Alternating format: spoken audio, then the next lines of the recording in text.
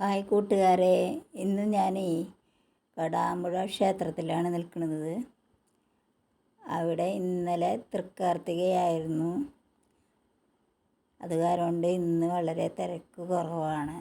നന്നായിട്ട് തൊഴാനും സാധിച്ചു. എല്ലാ കഷ്ടപ്പാടുകളും ദേവിക്ക് മുന്നിൽ ഇറക്കി വെച്ചിട്ടാണ് ഞാൻ നിൽക്കുന്നത്.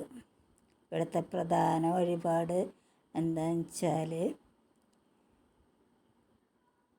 മുട്ടിറക്കുക എന്നതാണ്. കണ്ട നാളികേരം ഇരിക്കണേ, ആ നാളികേരം കൊണ്ടാണ് ആൾക്കാർ മുട്ടിറക്കി ഓരോ കാര്യസിദ്ധിക്കും വേണ്ടി ചെയ്യുന്നത്. ഞാനും നാളികേരം കൊണ്ട് മുട്ടിറക്കി. എന്തിനു വേണ്ടിയിട്ടാണെന്നറിയോ? ആരോഗ്യത്തിനും അസുഖങ്ങൾ വരാതിരിക്കാനും വേണ്ടിയിട്ട്.